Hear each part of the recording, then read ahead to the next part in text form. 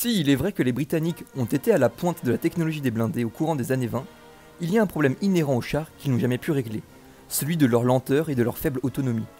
En 1921, les Français ont été parmi les premiers à essayer de faire un char dépassant les 10 km/h, avec la chenillette Saint-Chamond M21, un petit véhicule qui pourrait soit avoir une conduite sur chenille, ou bien même sur roue. Avec elle, il pouvait atteindre les 30 km/h sur route. La tanquette Saint-Chamond ne suscita jamais l'intérêt de l'armée française, mais des exemplaires seront vendus en Espagne, en Pologne, en Finlande, au Japon, mais aussi en URSS à titre expérimental. Seule l'Espagne essaye de mettre la tanquette en service, mais les très nombreux problèmes de fiabilité empêchera tout usage militaire de la tanquette. C'est au tour des Tchèques d'essayer de casser la limite des 10 km/h. En 1923, la République tchécoslovaque construit le Kolousenka 50. Le char peut se déplacer à 15 km/h en tout terrain et 35 km/h sur route avec ses roues. Mais la base de tracteurs ne donne pas satisfaction et beaucoup de problèmes sont à déplorer, et malgré les modernisations KH-60 et KH-70, les militaires ne l'aimaient pas et le jugeaient faiblard et inutile. Certains prototypes auraient, vraisemblablement, été vendus. Un ou deux KH-60 à l'URSS et un KH-70 à l'Italie. John Walter Christie, un Américain, détient la solution.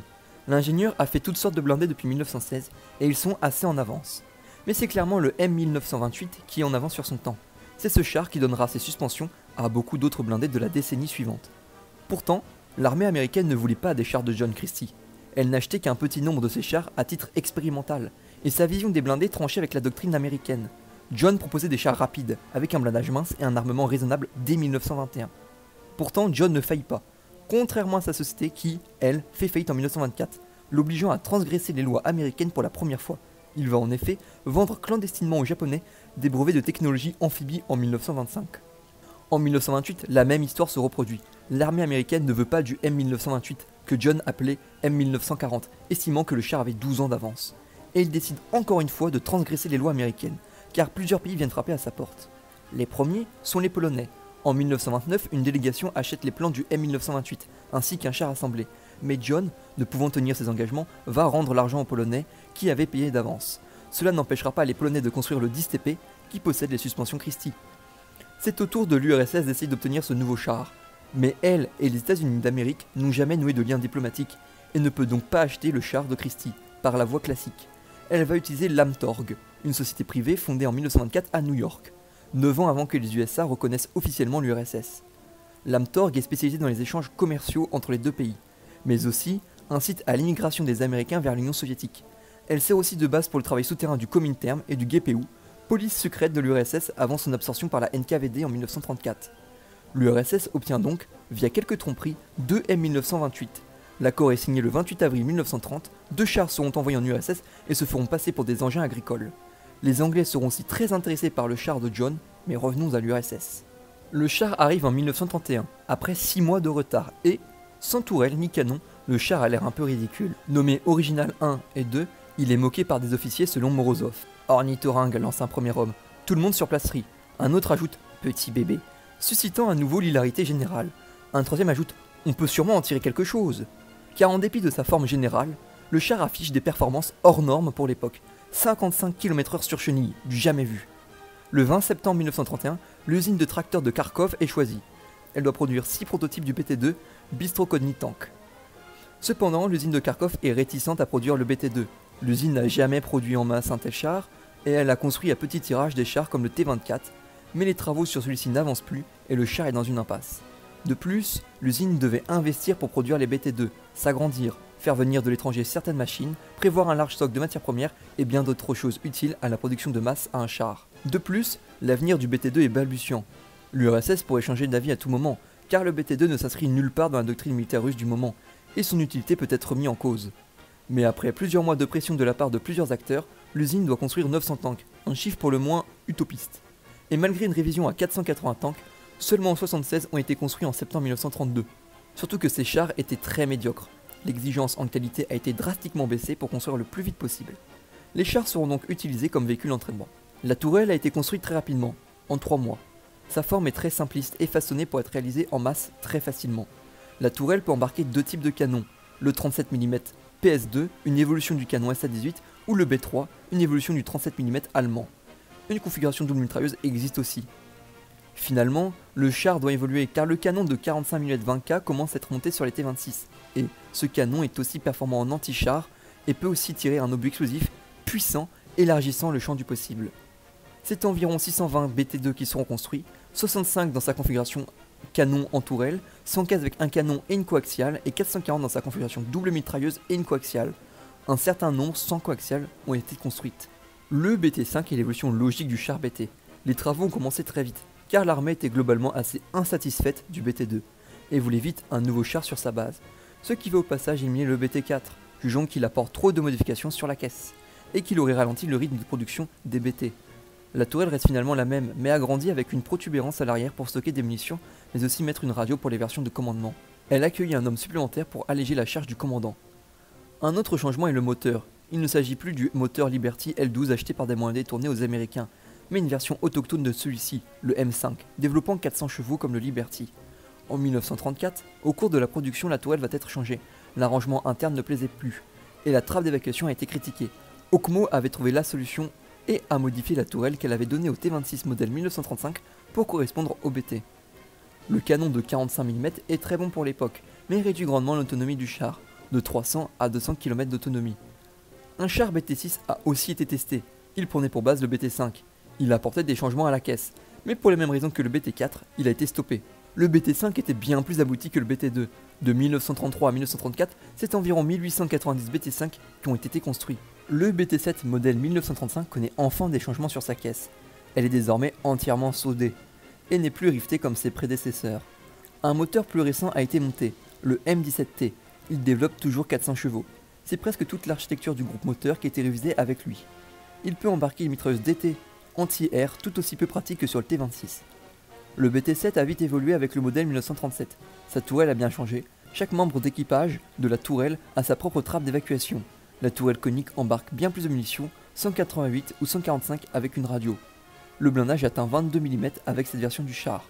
Mais le BT7 modèle 1939 ou BT7M apporte des changements mineurs, à une exception prête, un moteur diesel V2 de 500 chevaux. Avec ce nouveau moteur, le char va à 62 km/h au lieu de 53. C'est 4800 BT7 et 780 BT7M qui seront produits jusqu'en 1940.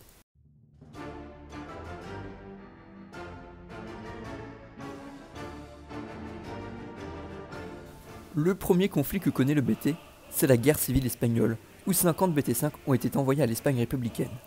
Les BT5 arrivent le 1er août 1937 à Carthagène, dirigés par Stepan Ivanovich Kondriatiev. Leur première mission est de rejoindre le front d'Aragon, et les BT5 vont faire 630 km sans aucun problème majeur. Le 12 octobre, près de Fuentes de Ebro, les républicains lancent une offensive et souhaitent percer les défenses nationalistes.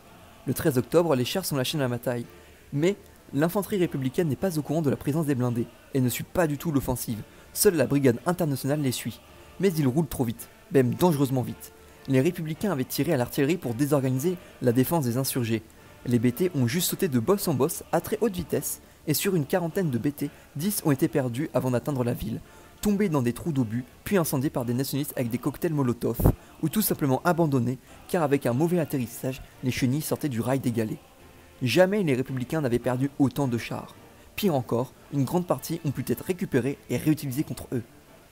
L'autre grande bataille des BT en Espagne est la bataille de Teruel. Les républicains lancent une attaque surprise sur la ville le 15 décembre 1937. Le 17, un siège commence, avec 9000 insurgés contre les 100 000 hommes de l'armée républicaine, 45 blindés, BT plus T26. La Légion Condor ne pouvait pas offrir son soutien. Les tempêtes de neige et le froid glacial étaient très présents et l'hiver 1937 était l'un des plus rudes depuis 20 ans, avec moins 15 degrés de moyenne et à des pics à moins 20 degrés. Jusqu'au 23 décembre, les chars vont avancer dans la ville, mais la progression est très lente. Les nationalistes défendent chaque maison, chaque rue. Surtout que Franco envoie de l'aide aux assiégés pour tenter de briser l'encerclement à compter de ce jour. Cette décision est très importante politiquement, car Franco tire un trait sur tout espoir de finir la guerre rapidement à partir de ce moment-là, car il abandonne sa grande offensive sur Madrid et mobilise les ressources allemandes et italiennes. Avec un temps aussi rude, l'armée nationaliste arrive qu'à la fin du mois. Un premier assaut est lancé le 2 janvier, mais les BT5 ont détruit 6 carros Veloce 35, dont 3 définitivement. Les républicains font aussi sauter les ponts, brisant l'assaut. Le 8 janvier, la ville capitule, mais les républicains doivent désormais défendre la ville, et commencent par évacuer les civils. Le 9, les rebelles lancent une attaque pour reprendre la ville. Cette fois-ci, la Légion Condor opère, et avec la supériorité aérienne, il était compliqué pour les républicains de rivaliser. Mais les BT ont toujours joué leur rôle et jusqu'à la reprise de la ville, ils avaient détruit une vingtaine de Panzer I et de Carro Veloce 33-35 pour la perte d'un seul BT, détruit par une bombe qui avait détruit le moteur et tué tous les membres d'équipage. C'est le 22 février 1938 que la ville de Teruel est reprise par le camp nationaliste, et la baisse de morale a été très grande, car la ville de Teruel était devenue un symbole de la victoire pour les républicains, car elle était la première grande ville à avoir été prise. A partir de la moitié de 1938, il est clair pour les soviétiques que le camp républicain n'a plus aucun moyen de gagner, et réduit petit à petit son aide. De plus, les franquistes ont de plus en plus de T-26 et de BT-5 capturés dans leur rang, réduisant petit à petit l'avantage du camp républicain sur ce point, et l'aviation nationaliste atteignant les 600 avions contre 100 à peine côté républicain, qui montre bien un écart de puissance entre les deux camps. Cependant, le plus grand coup porté au BT est pendant la bataille de Khalkhin Gol.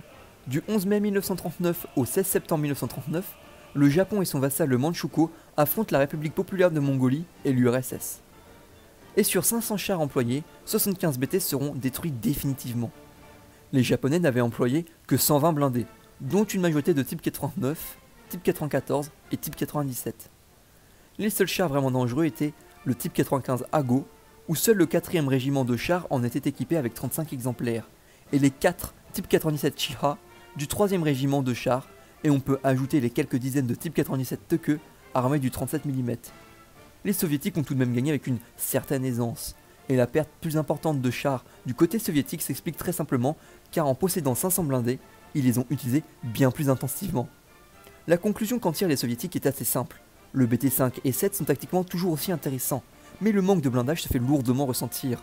Le 3 juillet 1939, une grande bataille de chars a eu lieu, et lors de l'assaut soviétique, 30 chars BT sur 50 ont été mis hors de combat par les canons japonais entre 800 et 1000 mètres. Mais ne vous détrompez pas, le char BT reste supérieur au matériel japonais, car le BT a pu surprendre le même jour les chars japonais et en détruire 40 sur les 70 jetés dans la bataille.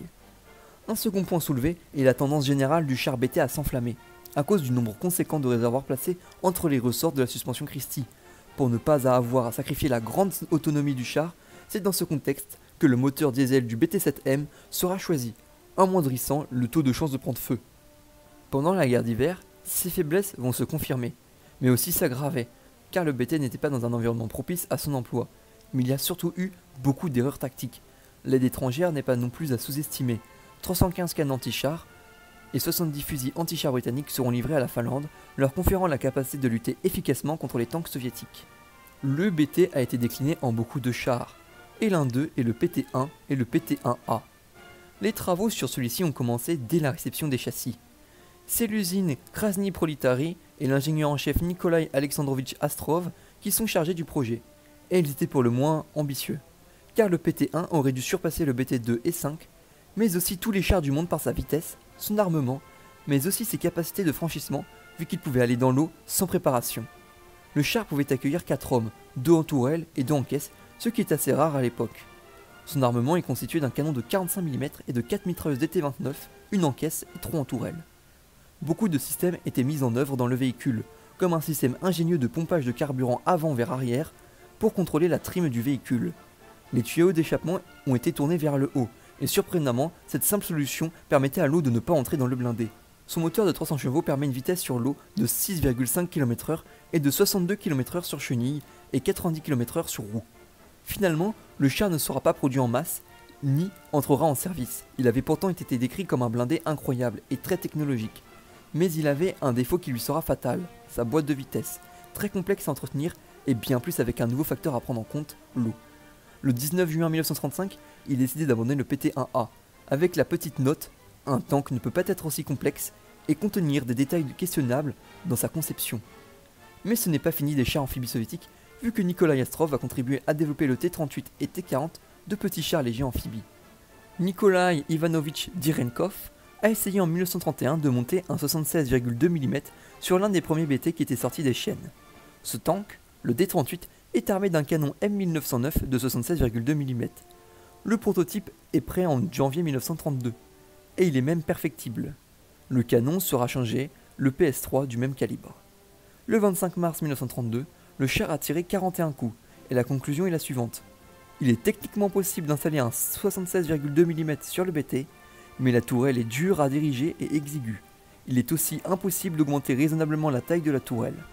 Le char est donc abandonné. Mais en 1936, Direnkov arrive à mettre le canon KT-28 dans une nouvelle tourelle pour le BT-7, et c'est ainsi que naquit le BT-7A. Le BT-7A possède une tourelle conique issue des travaux sur le T-28. Il partage aussi le même canon.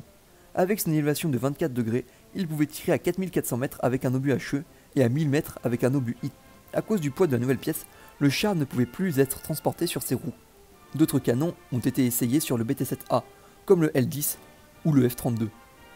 155 BT-7A ont été construits de 1936 à 1938 avec son canon KT-28. Malheureusement, ce sera l'un des derniers véhicules de Direnkov, qui sera arrêté le 13 octobre 1937 et fusillé dans la foulée, le 9 décembre, pour le motif suivant: participation au sein d'une organisation de sabotage et de terrorisme, sur la base d'une accusation anonyme qui ne repose donc sur aucun fondement. Le BT-SV, SV pour Stalin Vorochilov, est une amélioration balistique radicale pour le BT, proposée par l'ingénieur Nikolai Fedorovitch Tsikhanov. Si la base reste globalement la même, c'est la forme du char qui va beaucoup changer. Le char présente une forme assez originale qui ressemble un peu à celle du FCM-36. La tourelle aussi a été changée, elle est plus petite, mais peut contenir 2 membres d'équipage. Un chef de char, tireur et un pourvoyeur. La radio a été placée dans la caisse, à l'instar du PT-1. Il a donc un pilote et un opérateur radio mécanicien dans la caisse. Mais ce qui est véritablement intéressant, c'est le blindage proposé, même si le prototype n'a pas été blindé. Il était constitué de tôles d'acier de 6 à 12 mm de blindage. Le char produit, lui, aurait dû avoir 55 mm de blindage frontal et 20 mm sur le reste de la caisse, les munisant à toutes les pièces de 45 mm de face. Une version plus légère a aussi été proposée avec 25 mm partout pour résister à la munition 12,7 mm. L'autonomie du char a diminué à 120 km. L'agencement des réservoirs supplémentaires n'avait pas encore été décidé ni installé. En hiver 1937, le BT-SV a été testé, puis une nouvelle fois en printemps 1938. Le char a parcouru plus de 2000 km et il a été jugé favorable à la production à condition que le char ne dépasse pas les 25 tonnes, car sa mobilité avait été réduite par rapport au BT-7. Mais les travaux ont été interrompus sans qu'aucun prototype avec son blindage réel ait été construit. Le BT-20, plus tard, A-20, est l'un des prototypes qui va mener au T-34. Le BT-20 est un mélange entre le BT-IS et sa transmission, ainsi que sa traction sur 6 roues, et l'agencement rationnel du blindage du BT-SV. Un prototype sera construit en 1939, puis testé à l'usine de Kharkov, aux côtés de l'A-32. Les 2 machines répondent parfaitement à leur cahier des charges, mais sa fabrication n'a pas été approuvée, car le A-32 avait le gros avantage d'être armé d'un 76,2 mm, surclassant en calibre tous les chars moyens des autres pays. En conclusion, le char BT a surclassé tous les chars du monde à son époque par sa grande mobilité et son bon canon pendant l'entre-deux-guerres, et il a donné du crédit à Christie, car pendant la première parade du BT-2 en 1932, les Anglais seront extrêmement impressionnés par la vitesse du BT et vont coopérer avec Christie pour la fabrication des prochains cruisers. Le BT-5 et 7 étaient des machines fiables, pouvant parcourir de nombreux kilomètres sans s'épuiser, mais étaient aussi fragiles, avec un blindage mince, vulnérable aux fusils anti-chars et prompt à prendre feu à cause de ses nombreux réservoirs placés un peu partout. Sa configuration sur roue sera un peu oubliée, car finalement peu utile avec une telle vitesse sur chenille. Il était aimé de ses équipages et aura même une chanson dédiée louant la bravoure d'un équipage de BT en Extrême-Orient pendant la bataille du lac Kassan.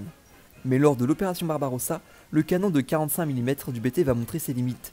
Celui-ci avait en effet du mal à percer une plaque de 5 cm de Panzer III à 600 mètres. Ils seront tout de même réutilisés en 1945 par les soviétiques pour l'invasion de la Mandchourie japonaise, car leur grande autonomie et sa petite taille faisaient de lui le candidat parfait pour se faufiler dans les montagnes mandchoues.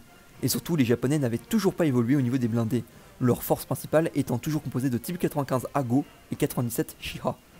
Le BT était un bon char construit pendant la période de l'entre-deux-guerres, avec plus de 8100 exemplaires construits du BT-2 au BT-7M, dernière version produite en masse. La mobilité du véhicule était si révolutionnaire que Konstantin Konstantinovitch Rokossovski va incorporer les blindés, mais surtout le BT, dans l'emploi de la doctrine d'opération en profondeur qui avait été théorisée par Simon Mikhailovitch Budony. Bref, le BT a été un facteur influent dans la vision de l'arme blindée de l'entre-deux-guerres, prouvant que les États-Unis d'Amérique ont eux aussi leur part du gâteau dans le développement des blindés, même si c'est porté par un seul homme génial, John Walter Christie.